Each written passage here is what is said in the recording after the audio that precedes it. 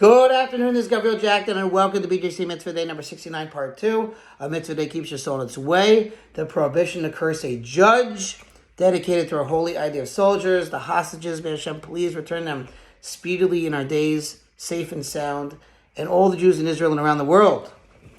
Now, with regard to that which is written elsewhere in Leviticus and Vayikra, one who blasphemously pronounces the name of Hashem shall be put to death.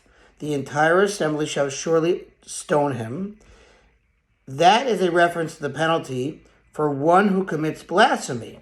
But the scriptural warning against committing blasphemy in the first place is from here, our verse, which says, "You shall not revile Elohim."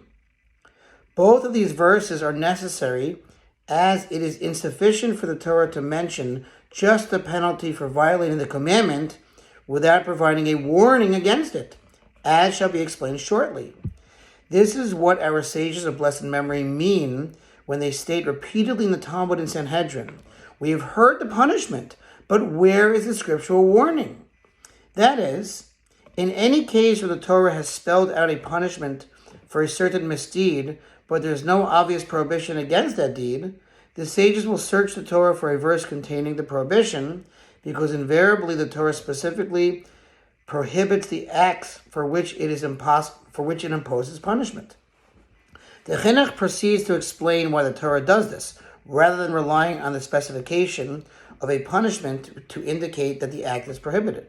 The reason why it is necessary to have a prohibition stated in addition to the penalty is because if we would not receive the Almighty's injunction against this particular matter, but rather the Torah would simply state that one who does such and such a thing will be punished with such and such a penalty, it would give the false impression that it is up to the discretion of anyone who is willing to accept the penalty and who is unconcerned for his own pain that such a penalty would invariably cause, to proceed to violate this mitzvah. And the implication would be that such an act simply bears an unpleasant consequence, but the one who does it does not thereby come in direct conflict with the will of Hashem, blessed be He, and His command.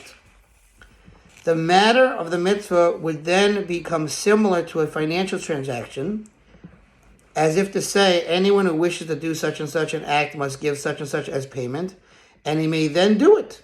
Or, alternatively, as if to say, let him put forth his shoulder to bear the burden of such and such a consequence, and he may then do the act.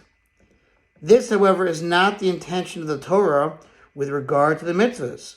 Mitzvah observance is not optional, nor do we refrain from violating prohibitions simply to avoid the consequences. Rather, the Almighty restricted us from certain things for our own good. In regard to some of them, He further informed us of the punishment that will befall us immediately in this world if we transgress His word.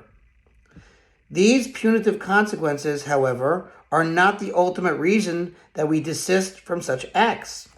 They may act as deterrents, but actually are secondary consequences, as they exist aside from the overriding issue of defying His will, which is itself the most severe of all the aspects that such violations entail.